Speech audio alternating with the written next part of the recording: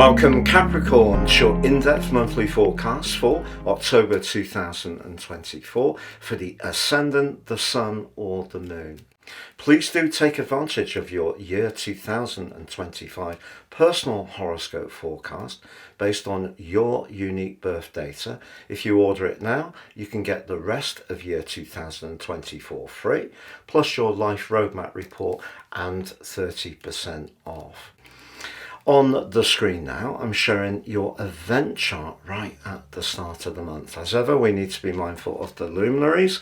The Sun is in a very prominent, distinguished part of your chart, the 10th house, which is redolent of the core energies of your sign. It's about understanding responsibilities, obligations, but also being mindful of professional progress and goals. But the Moon is in the part of your situation to do with freedom. Is there a link between the two areas? Are you thinking to change things up in terms of your worldly responsibilities? But the Moon is opposite your ruler Saturn. So if there are discussions to have in the early part of this month, the chances are you will need to choose your words with care. But Venus, the planet of relating, is in a very sociable part of your situation. And indeed, by the end of the first week, forges a great link with your ruler Saturn. So there could be someone that you're getting more close to, could be in a professional situation, could be personally, but that friendship could become quite the alliance.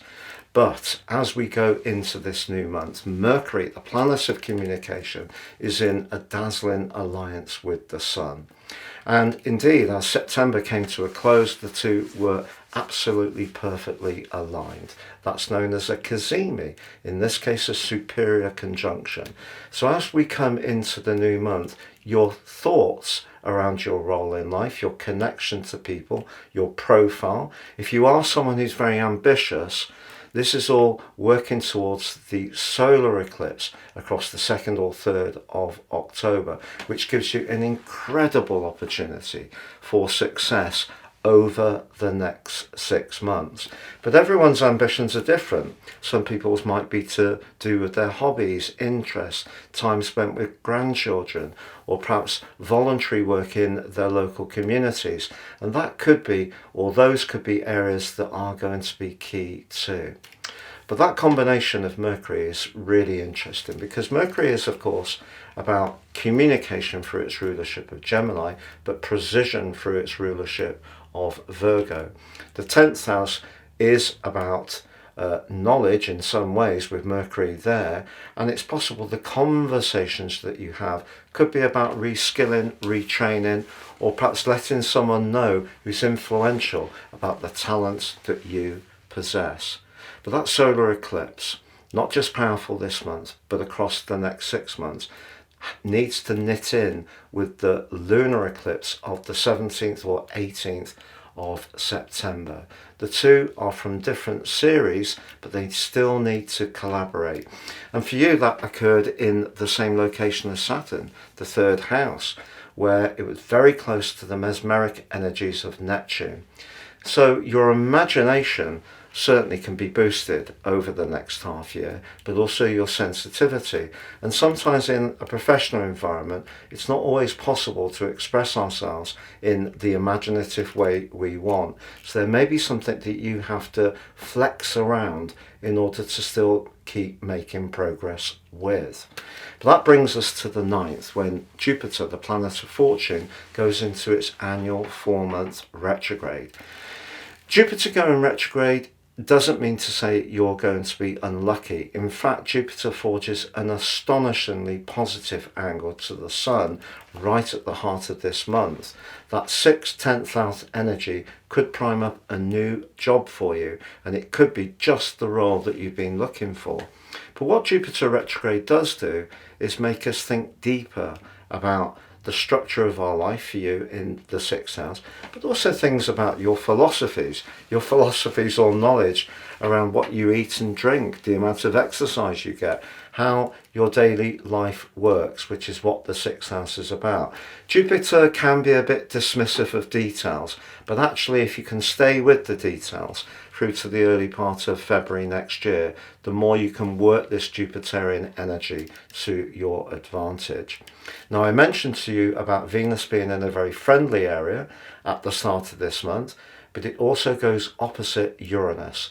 Uranus from the 12th through to the 17th is in an electric opposition to Venus. If you are single, that could bring someone into your world in a very quick way, and it could be through your work with all this big energy right at the top of your chart. Will this be a fleeting fling? Will it be just a new person that you just have an immediate rapport with, perhaps in a little bit of a zany way, and you can have some immediate fun? If in a long-term relationship things have become a little bit stuck and you're not quite sure whether you want to stay in that relationship, you could have some soul searching ahead as this month goes forwards. And the reason for that is, Capricorn, that Venus is going to move into your sector of reflection from the 17th and clash with your ruler in the last week. So if there is a relationship which you're not so invested in, could be a friendship, doesn't necessarily have to be romantic, you may find yourself wanting to perhaps have a bit more space, or perhaps even think about breaking free if it really is bumping along the bottom. But that can all be primed by Venus's opposition to Uranus. And that's astrology. It's not one-dimensional. It could bring someone in, it could take someone out. It just depends for you. It could just give you the push to shake up an existing tie and recreate it in a new dynamic and perhaps less predictable way. But on the 12th, Pluto in your sign, for its last pass in our lifetimes, from the 2nd of September, goes direct. From the 11th of May, it's been retracing its steps. Initially for you in the sign of Aquarius, very much about resources, self-worth and values. If there are still some outstanding strands about clarifying your life purpose, you get a window of opportunity through to the 19th of November to really kick on and get to grips with this. But Mercury on the 13th moves into your sector of friendship and sociability, joining with Venus initially, but it does clash with Pluto. It's an interesting one because if you have been rather caught up with professional demands, training or connecting, having interviews, doing presentations, really focus in that area, you may be grateful that Mercury's given you the chance to play and connect with people. But again, it's the quality of those connections that you can ask yourself the questions about.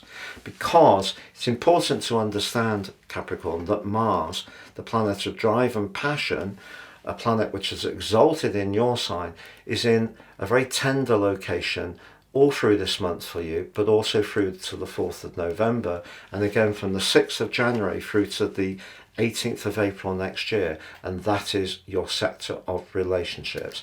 So that can make you more assertive about going for what you want and need, but also it can make you firmer about your boundaries. And the interesting thing about the full moon of the 17th is it does forge a T-square with that position of Mars. So the full moon for you is in the 4th house of home and emotion, the position of the sun cresting high in the sky, all to do with your connections professionally or in your worldly involvements. But Mars here suggests that if there is something out of kilter, you don't feel respected at work, or you don't feel that people at home are as attuned to your needs as you would like, you can find yourself really putting your foot down in a big way over the following 2 weeks. Then with Venus moving into your 12th house, it could make you quite sentimental for someone from your past. Will you reconnect? Perhaps look for them on social media? Possibly. Would it be the right thing to do? That depends on your unique circumstances. It's all about how lessons have been learned, or have people taken responsibility for what didn't quite work out before. And of course we're all constantly evolving, so there could be an opportunity there, but it could just mean that you just want to think very deeply about the depth and value of certain connections. The Sun does move into a sociable area on the 22nd, but like Mercury, which it joins, it clashes with Pluto in your sign. Again, you're being asked to think about where your values and meshing with others, and if there is something that's not quite aligning, your desire to build up new alliances with different people can be emphasized, particularly with Venus squaring up with Saturn, your ruler, in the last week, which can be quite a challenge if there is a weak link around any connection. But in the last week of this month, we also have an opposition between the aforementioned Mars and the aforementioned Pluto. Now, these are the two rulers of Scorpio. Let's think about Scorpio. Scorpio is the sign of evolution, transition. It can be some very deep changes that go on. For you, this is the first house, Pluto, your identity and your persona. Mars is how you're connecting to others. It could be that you're going to draw to you someone who's absolutely totally fascinated with you, perhaps even in a romantic or intimate way. But equally, if a relationship hasn't really been working, your desire to assert in a very potent way what you expect from that situation can be magnified many times, and you could find yourself, even if you're quite a placid, easygoing Capricorn most of the time, being much fiercer in terms of imposing your will, because that's an opposition that's about willpower. Now, if it's used wrongly, it can see people try to dominate others in not a very pleasant way. But if you feel that all the goodwill that you try to create and all the support you give to others is not really being reciprocated, that could be a point in the month where you really push back very fiercely.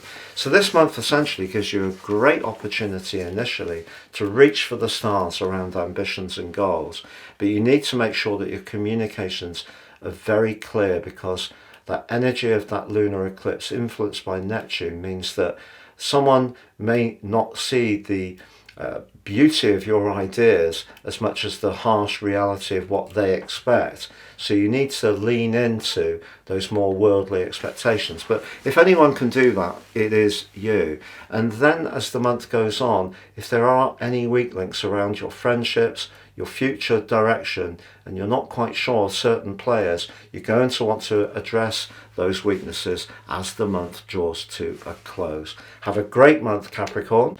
And do please check out that year 2025 personal horoscope forecast offer. You'll get the rest of this year free, but also 30% off with your life roadmap report, all based totally on your unique birth data, and great value too. Please see the link below for more.